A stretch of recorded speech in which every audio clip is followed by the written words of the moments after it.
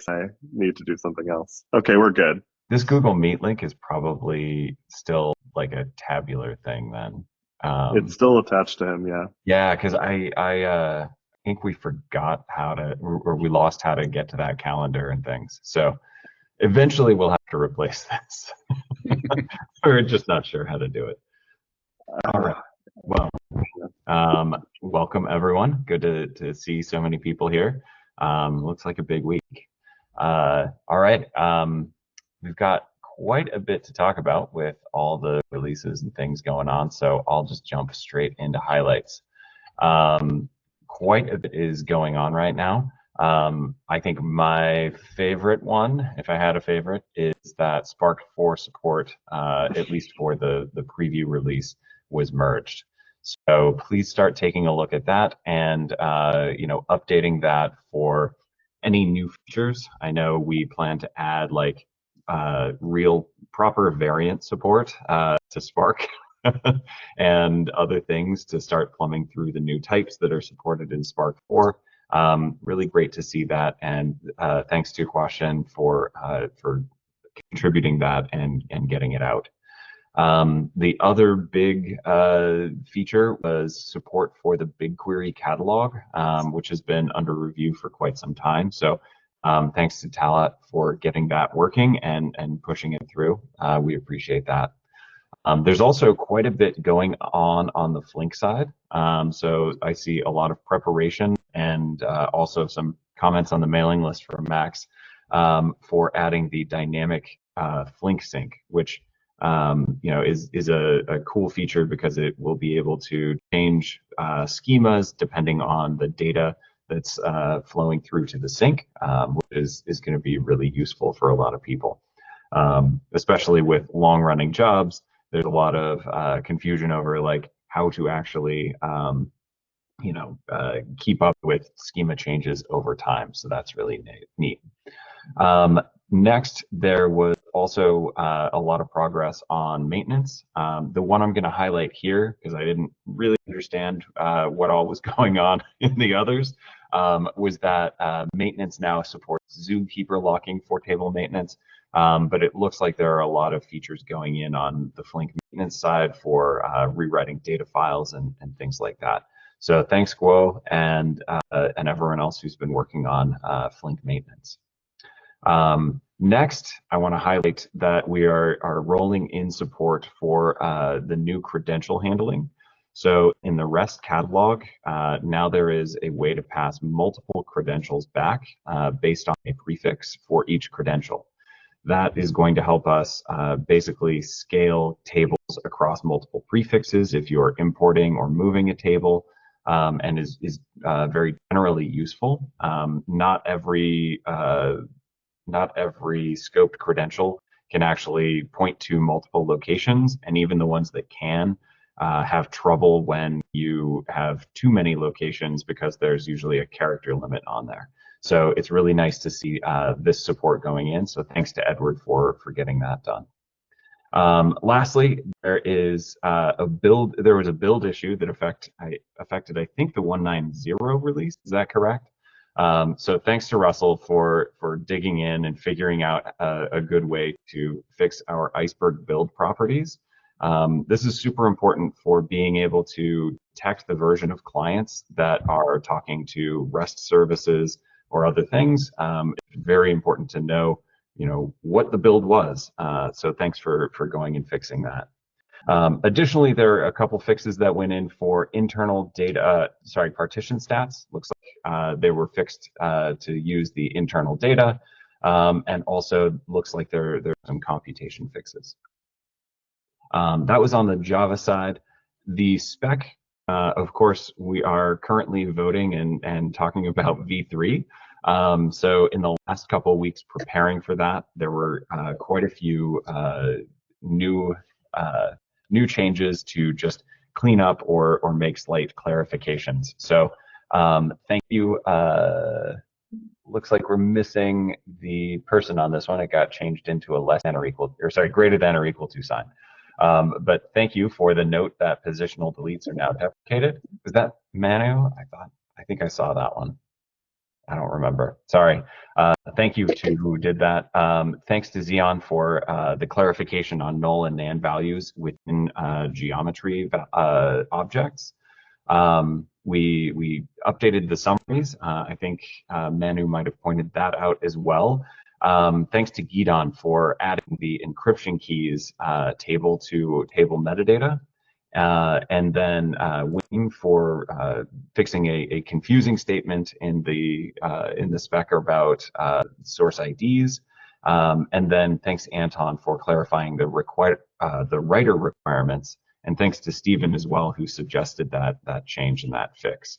So thanks to everyone who has worked hard on V3 in the last couple of years. It looks like V2 went out in 2021. And so it's been quite a while since we released a format revision, and it's really great to have that passing and be able to move forward. And I think there's a lot of good stuff in this release. So thank you, everyone. If you haven't already, go take a look and vote on the changes. Again, this is just a vote to adopt the changes and commit to supporting tables with that are written to this spec. Then what we will do is finish out, and I have a note here to discuss it later, finish out the full implementation and sort of certify that, yes, we are confident that certain implementations are meeting requirements of V3. So that'll be ongoing. But right now it's important to get these features out so that we're not blocking implementations in, for example, Trino upstream or downstream. All right, I will hand it off now. Fokko, do you want to talk about the other projects? I think you were the one that did most of the highlights. Yeah, sure, happy to. Yeah, so I actually ranked them like in the number of GitHub stars. So actually Rust surpassed like PyIceberg, which is very painful to me. So for Rust, we actually have like the V3 related fields being added, which is great. It makes V3 possible to read V3 tables. We have like support for the arrow dictionary. This like was a small fix, but I think it's always nice to have these kind of PRs that shows like that people are actually using it.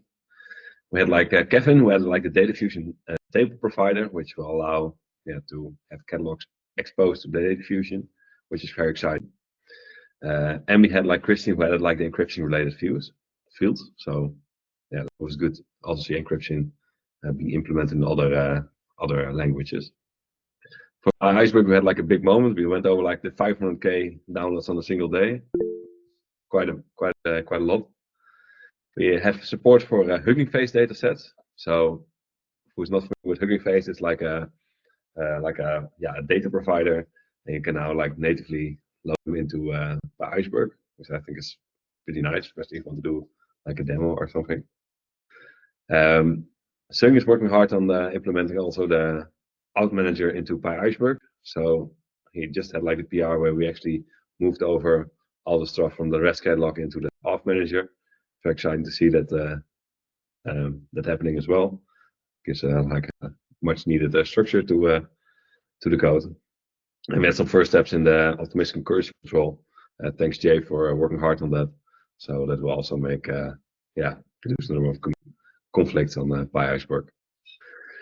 For Go, we had some activity on the table for the glue catalog. We had like support for AGTP proxies with the REST catalog, and there was like an issue with looking up of the partition fields, and that's now being done by field IDs. Lastly, but definitely, I think I did like most reviews. Plus, like last week, a lot of stuff happening. So we have the manifest and the manifest list structures in there. And we have support for configuration files similar to like PyIceberg, and we also add like visitors. Like a lot of the scaffolding is still being done, but it's pretty impressive, like the velocity on the C++ side.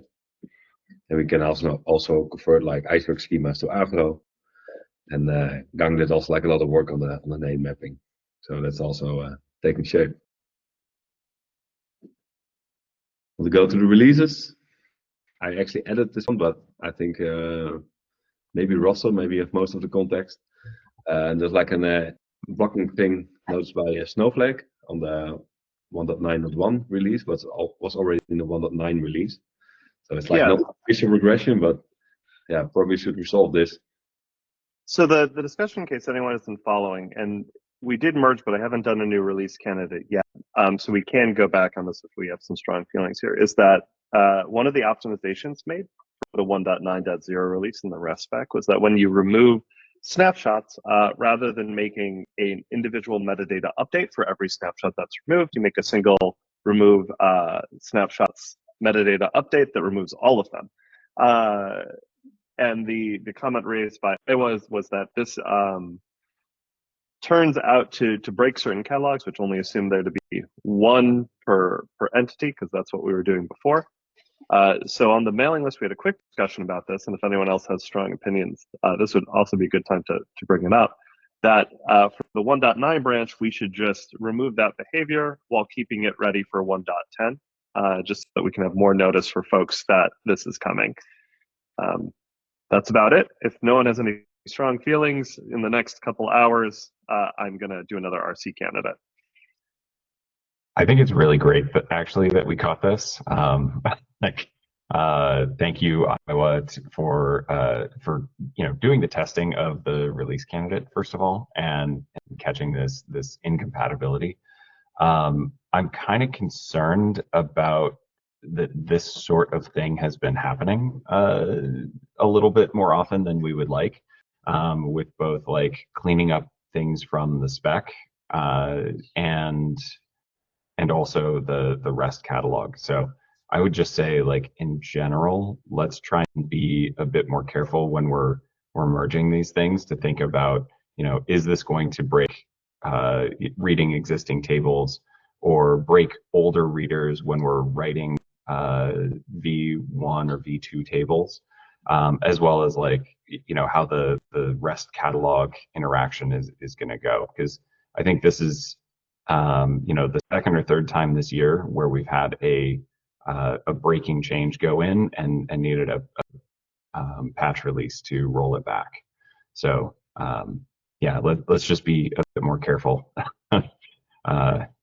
Maybe it's not as important to clean up things like, larger JSON payloads, or maybe there is a easier way to do this that is still, efficient, but doesn't necessarily, break older things.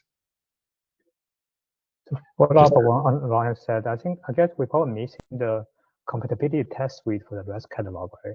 To test the new server behavior with the old REST catalog client. I guess we probably don't have that. Well, I think the other question is, like, I believe that there was some expected behavior around this even in the core implementation, but it could also be other servers that are dependent upon this. Even more tests wouldn't necessarily highlight this because this is a server behavior.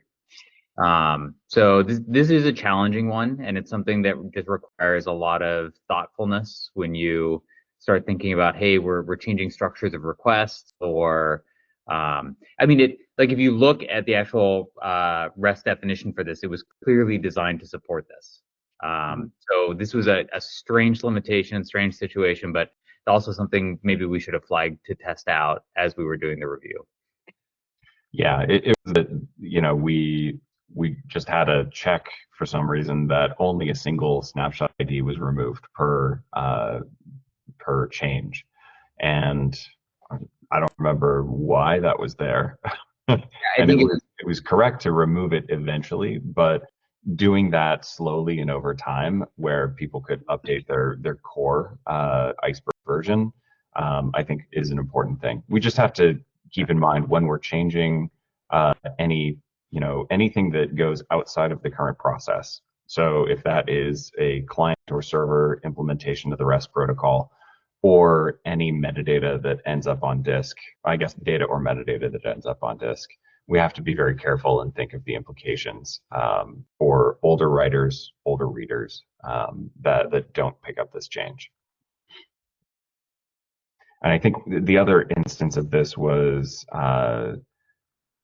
the current snapshot ID making that null instead of -1, which was the apparent behavior since the very beginning. So these are all my mistakes that people are fixing, but we need to be a bit more careful about fixing them. All right. Thank you guys for doing that. I think it'll be great to see another RC, and thanks Russell for putting that forward. The next two things are, I just want to highlight that there are ongoing Go and Rust release votes going on. So please take a look at those, validate those releases, and vote. It's great to have more eyes on all of those things.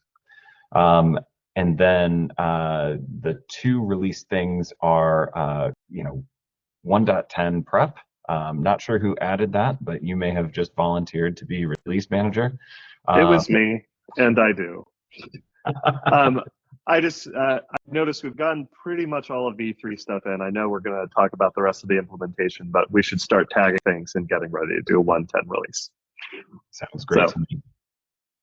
I think, were you thinking that our goal for 1.10 would be basically to finish out the V3 support and make it so that we're confident in V3 tables with the 1.10 release? That's my hope. I mean, and I know we hate doing this, but I know Spark is going to eventually pass a release candidate. Eventually. I know we're on 8 now or whatever. And I would love to have it where we have Spark variant compatibility in 2. I know it's not a huge PR for us to actually get that in. And I'm also just testing the water here. I'm okay with us releasing saying we're against RC, whatever, because I don't think they're going to change any APIs between now and then.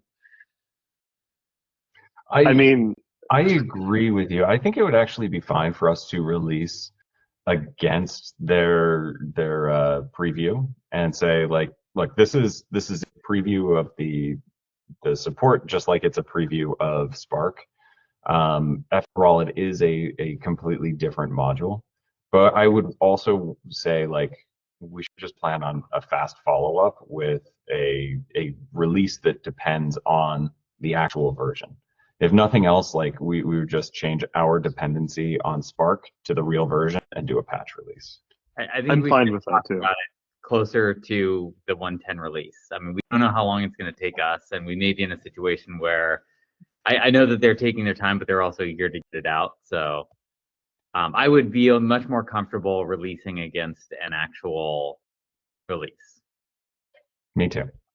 I understand. I just so like we're on RC8, and does anyone been following this? Like for what I've checked, most of the things that have come up are not really related to API changes or breaking changes. It's mostly been legal and procedural things that have stopped the release from coming out. Does anyone have other information on this? I haven't been following the Spark releases, to be honest. Okay. Sorry, I just know like the first 4 release candidates were all just like, well, technically you can't do this, or this test doesn't work like this, or this license has been incorrect for whatever many years. I haven't seen anything that's like, okay, this API was a huge mistake and we have to redo that. I know. That's why I'm not worried. So yeah, I think Dan is right. We can revisit this when we get closer to go time. There isn't a ton of work for us to do to get like all the V3 stuff closed out, but I think it's a great idea to have a 1.10 release, as quickly as we can with full V3 support. Yeah, I'm fine if we just say, okay, we're just not going to do a release for that module. We just keep that in-house, and if you want to build source with it, you're good.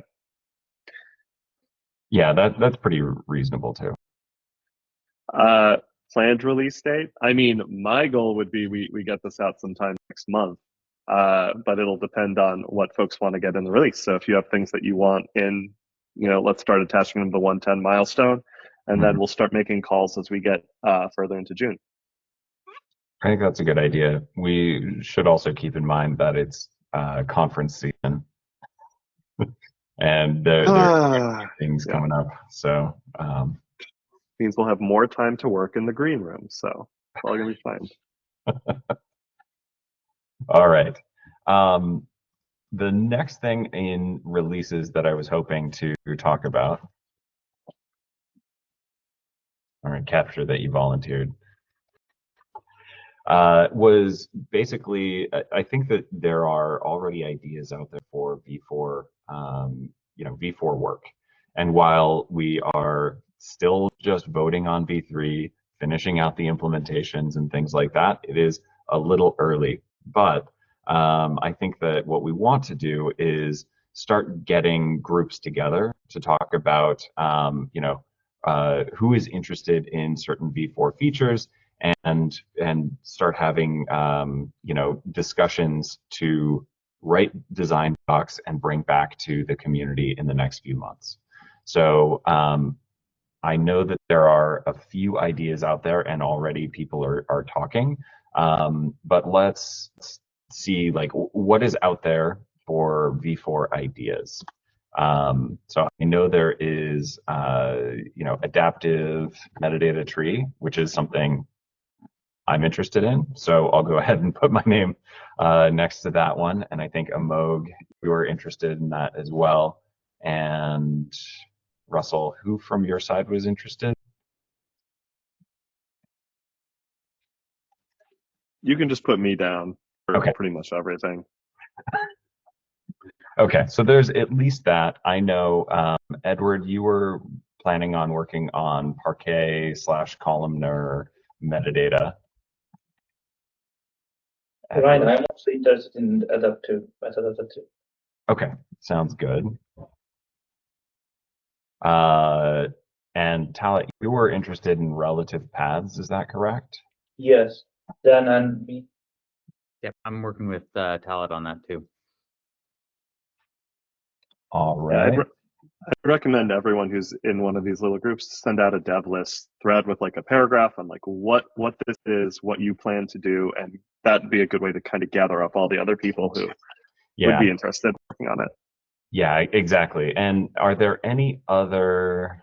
Okay. Folks, are we tracking multiple locations per table as one of the things? Is it part of relative paths, or is it something outside of it? Well, we can get into the details of it. I think initially we're kind of leaning against doing that, and maybe taking that on as a separate effort from relative pathing. But that's something that we can discuss. So it would be good to kind of just chime in and see what the current thinking on the proposal is. I think we're pretty close to having something that we can share, but I think the issue there is, and Dan and I have been debating this, is whether that is a catalog level concern or a table level concern. And there are good arguments both ways, where you want tables to kind of know how to behave given some path, but at the same time you can't track table paths in table metadata because there are security implications to doing that. So like if your catalog is just going to sign for whatever the table happens to say its path is, that is a big security hole. So like this is definitely a catalog level concern when it touches signing and governance and access. Okay, so I know about these main three. Are there other ideas out there for things people intend to push for the V4 release, or potentially in the V4 timeline? Yeah, I think another one that we should include is kind of an expansion of like default values and check constraints. Those are things that are coming into DSV2, and I think Anton has been working on some of those things on the DSV2 side. So that's an interesting just expansion on our current functionality. Yes, that is true. The check constraints especially. So this is the idea here is that our default values don't currently support the expressiveness of SQL default values. So the right default value in SQL can be an expression that is evaluated by the engine at write time. So for example, you could write current date into a column using a default value. So we're at least exploring the dangerous. Yep, we get it. Like that's What? part of the iteration. So Yeah. another one that's should- already been proposed is interval type, which I think, I don't know, was it Iowa or it was somebody proposed that one. That's us right, again. So Yeah. that was Norton. We're gonna be driving that forward. I think if Yun is in the room, she was gonna work forward on that. But we'll start that work in the Parquet project and then bring it back here. What was the name? I'm sorry. It's year, month, and then the other one is day, second or something. I meant the name of the person that's going to be driving that. Yun. Y-O-U-N. Okay. Yeah. And I can take a look at that on our side. Any other? We are going to. It's not concrete yet, but I'm going to introduce two more types, like the more precise timestamp and the big decimal, but it's not concrete yet. Should we write it or not?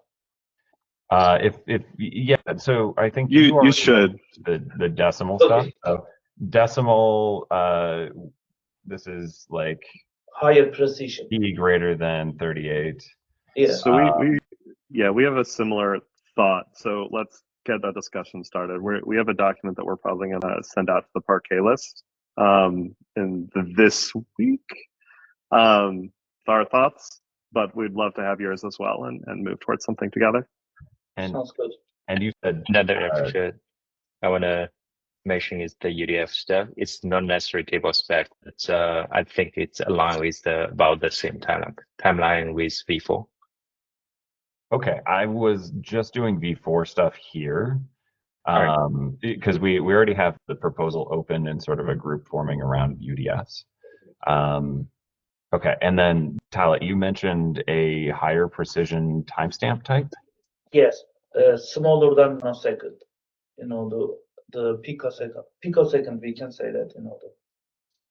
I'm just gonna say timestamp 12. Yeah. Okay. Anything else that we know about right now that we may want to at least highlight for the community to get people involved and sort of clustered around proposals rather than making separate proposals for the same thing? I'll add one which overlaps the REST spec, which has been discussed previously at length, which was, can we make metadata JSON optional? And if we do that, like the on-disk representation optional, and if we do that, what kind of requirements follow from that? Like that's something that's been batted around for a long time now. Yep. Peter?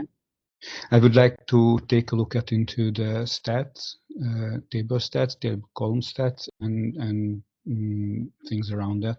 So I know that there are places for that, but I would like to gather a little bit around the requirements for different engines and create a new basic collection of stats.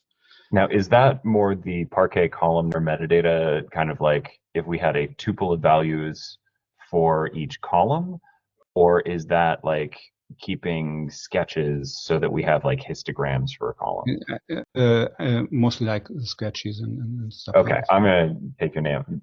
I'll leave you on Parquet columnar metadata just to make sure you're looped in there, but additional data sketches, and this is table level? Yes, or partition level. Yeah. Okay.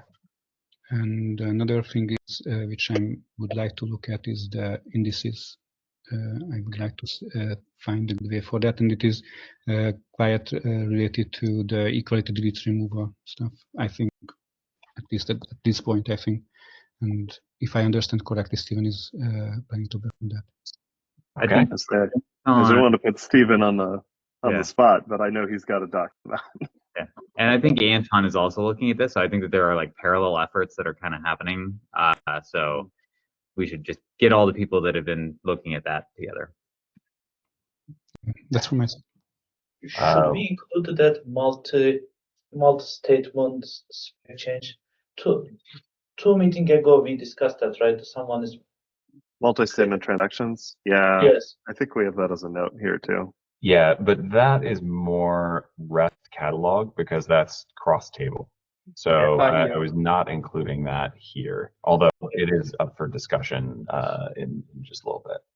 Yeah. So like if we are introducing a new commit timestamp, then it would be a metadata change. But yeah, let's get to the proposal and maybe we can make a decision after that. Yeah, I don't think that we would be changing the timestamp. So I don't know that this would be a table level change. So until we need to contemplate that, let's leave that as a separate thing. All right. Wing, you wanted to? Oh yeah, I just wanted to ask if there is any interest in revisiting the table location ownership issue. I think this is like an old topic that's been around for a long time, but there's never been any resolution of it, as far as I know. I'll put that's that on the list. yeah. Please write me also to. Yeah. So that already came up, and what we were thinking is this may or may not be a. We should determine like which aspects of this are table level versus catalog level. But I think it's a good thing to discuss and see if we have see if we can make progress on that issue. Yeah. Yeah. If nothing else, just kind of coming up with a formalized way of describing that if we don't have an actual solution for it. So. Yeah. And I do like the idea of path ownership to determine like what behaviors should be at the table level. So if a table thinks it owns a path, then delete files within that path, Right. for example. Whereas the other aspects of locations and ownership, like signing for those locations, that needs to be managed elsewhere. So there are probably extensions that we could put into the table format and extensions that we can put into the catalog level, but we need to keep those fairly separate and not cross a boundary and open up security holes. All right.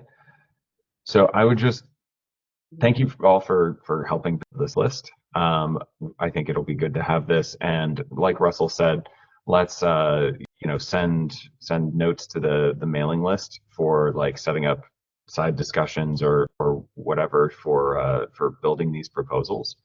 I should also mention that I doubt that all of these are going to be in v4.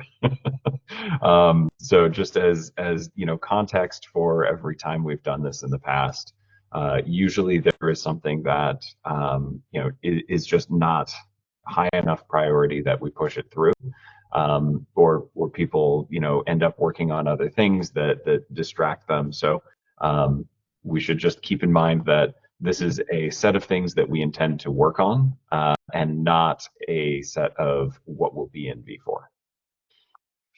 So might be good to call the what our timeline, like we're looking at, to give you some idea. That's a great question. I don't know what the timeline might be. I would hesitate at this point when we haven't had any sort of discussion. We don't really know the shape or size of any of these things to try and nail down a timeline. It feels like working backward.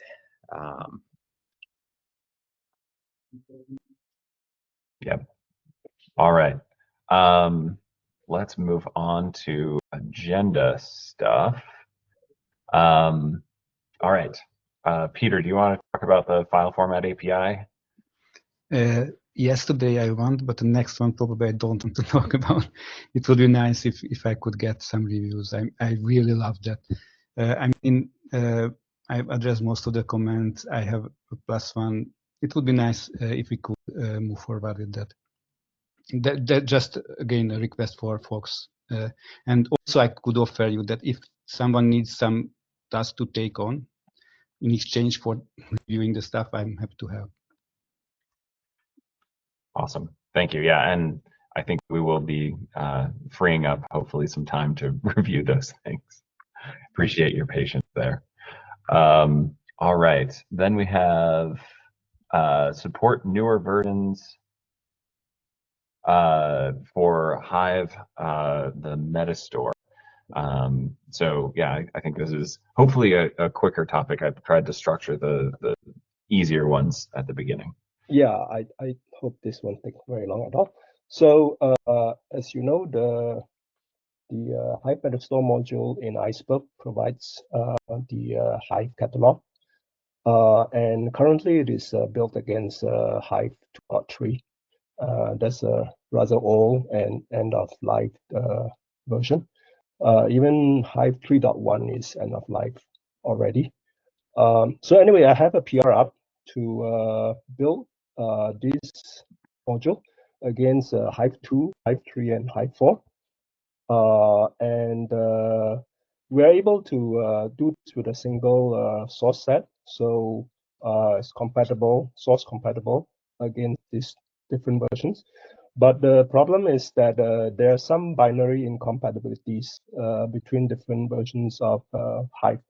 So the question is, I just want to get agreement that we are okay with publishing 3 different artifacts. That is, if you want to support Hive 2, 3, and 4 to publish 3 different artifacts, 3 different versions of the Iceberg Hive Metastore jar.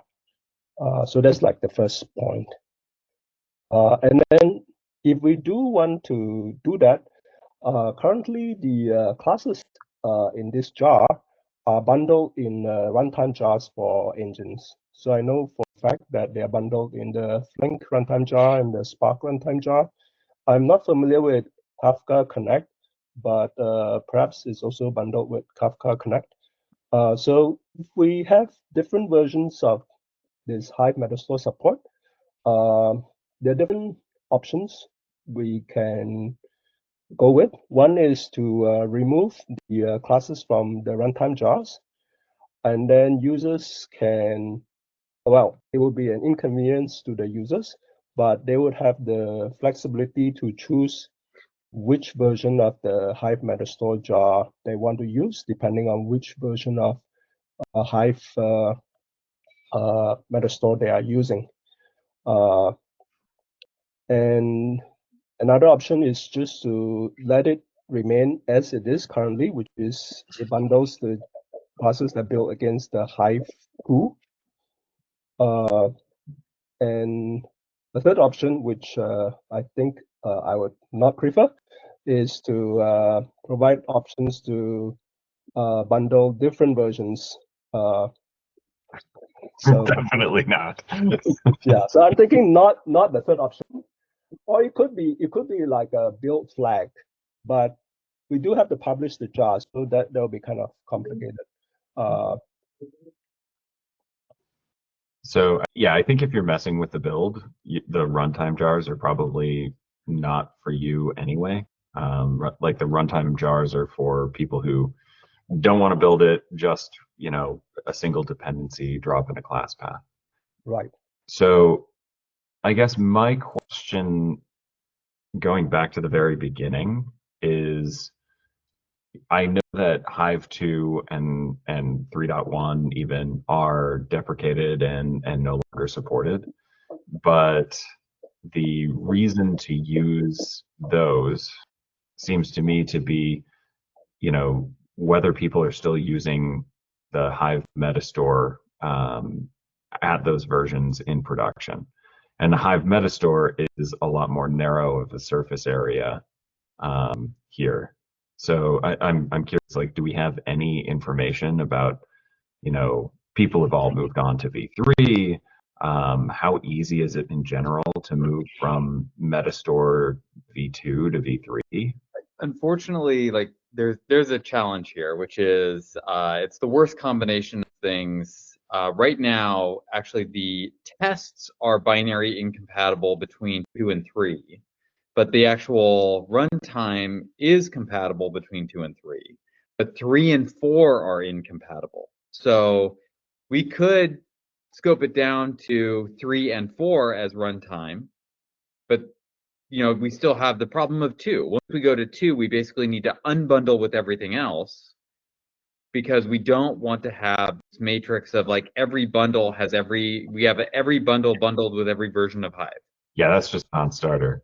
So then the question is, like, if anybody is using 3 or 2, if there's still a large contingent of those, we need to support 3. And I think that's the case because 4 was only recently adopted.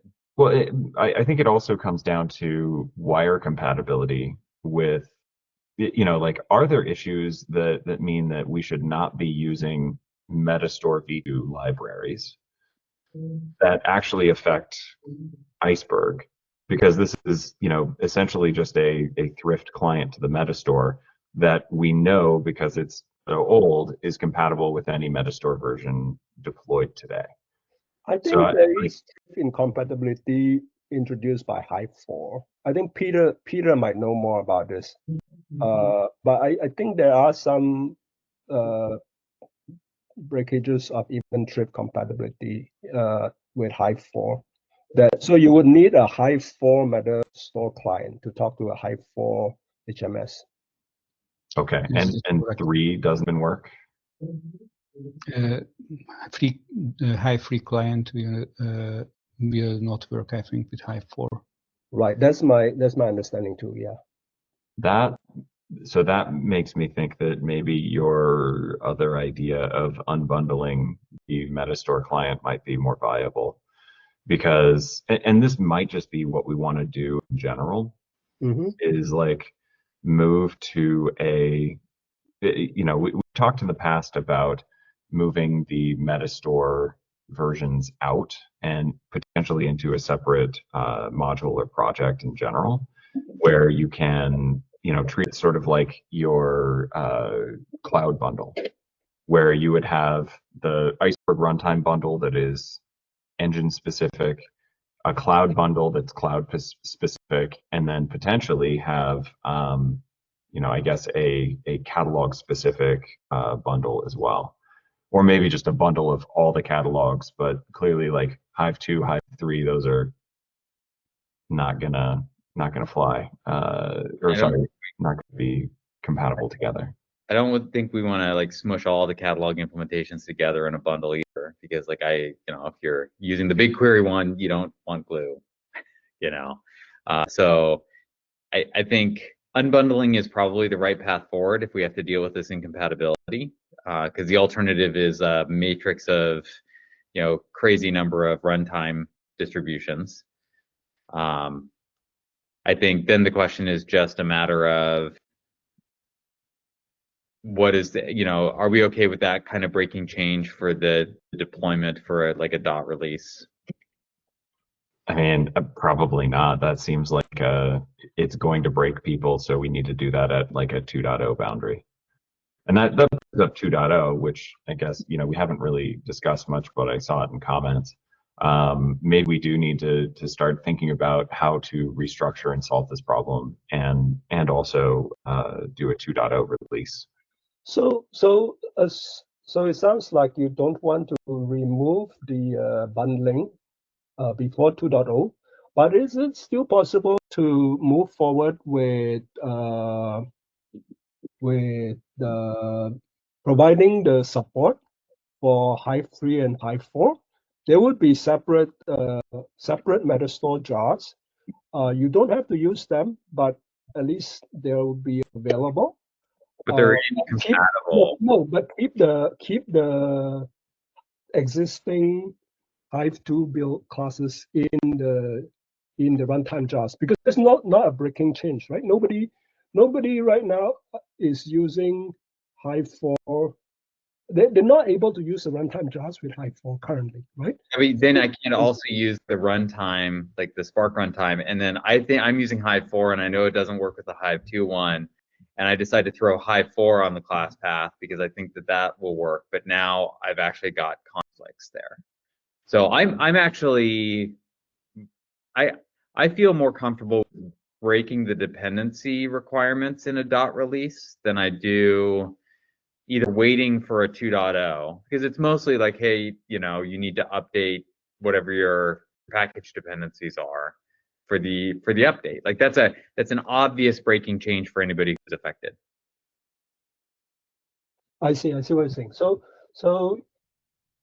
that's fine. I mean, I'm okay to remove the remove the Metastore, the Hive Metastore classes from the runtime jars at the same time as getting support for Hive 3 and Hive 4 in. I'm okay with that.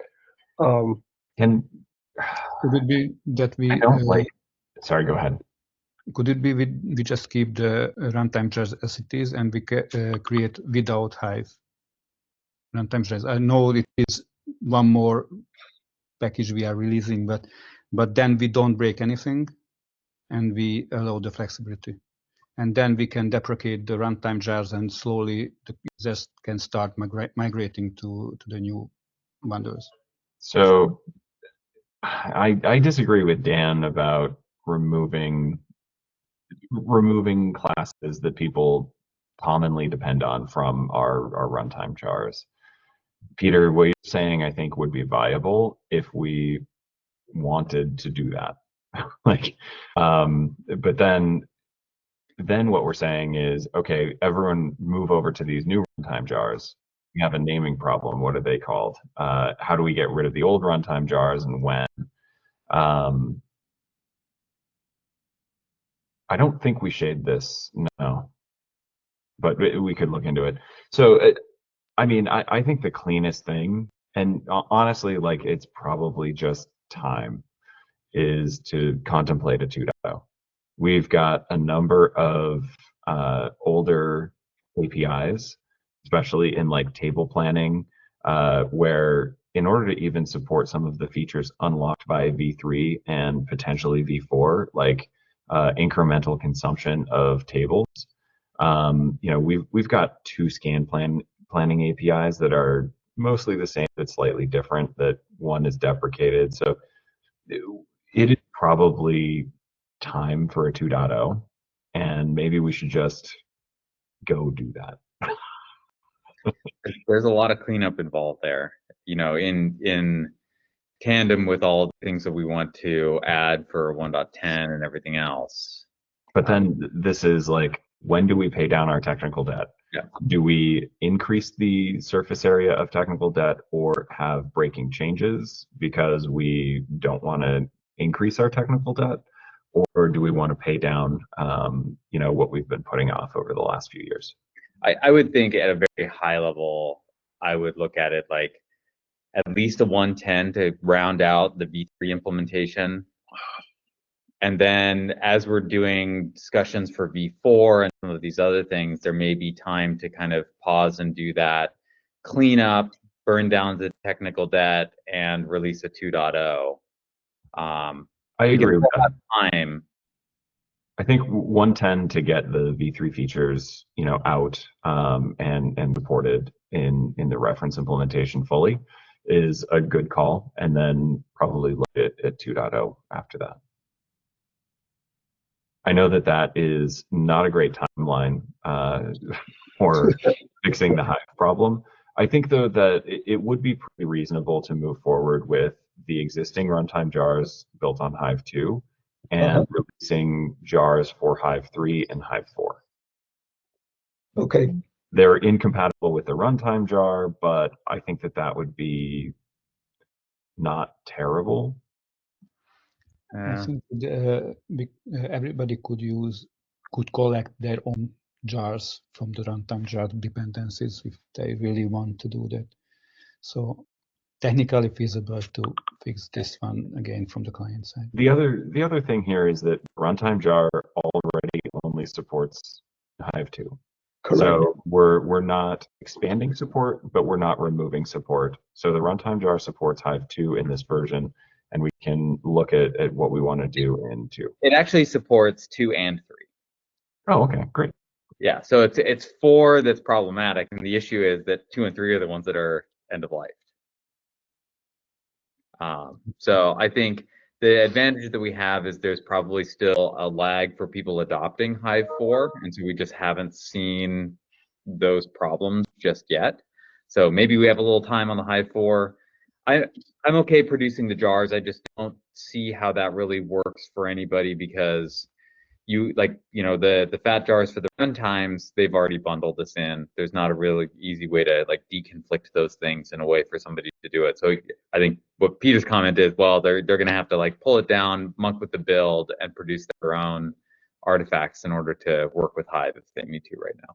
And I think that is reasonable and okay, right? Like, again, no one using the runtime bundle actually has Hive 4 support today. So we're saying we're not going to break all existing users. We're going to make it possible to support Hive 4 by building your own jars if you choose to. And then we'll address this at the V2 boundary.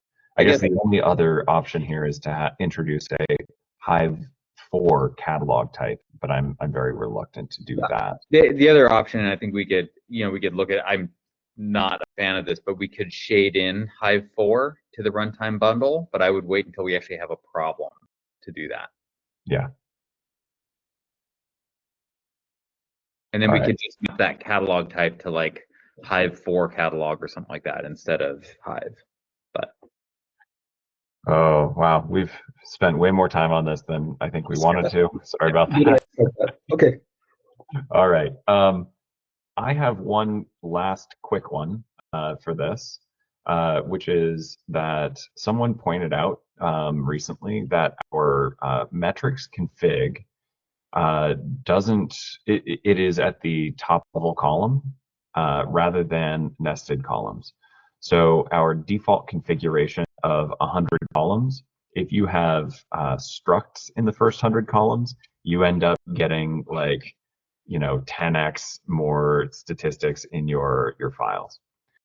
I want to just suggest and throw this out there that we count nested columns in that 100, although this is going to be a behavior change.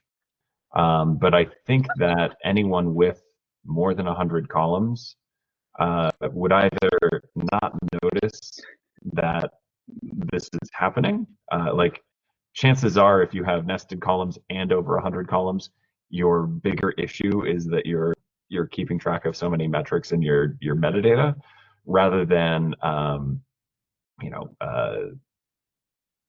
rather than having people in this situation where if we start counting nested columns towards that 100 limit, we're going to break a lot of people. I don't think that there's many people with 20 nested column structs that are relying on the 99th column for column sets.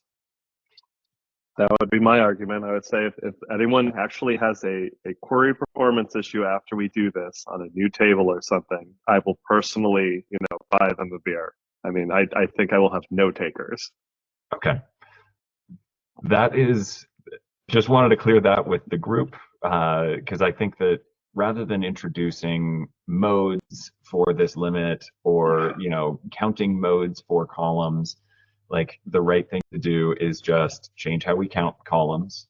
It will probably leave a couple columns at the end of your 100 without stats, but overall it's going to be better performance. So I think we just bite the bullet and make this change.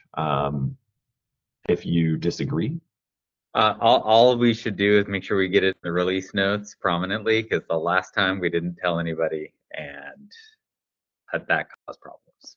I'll personally tell Vicky.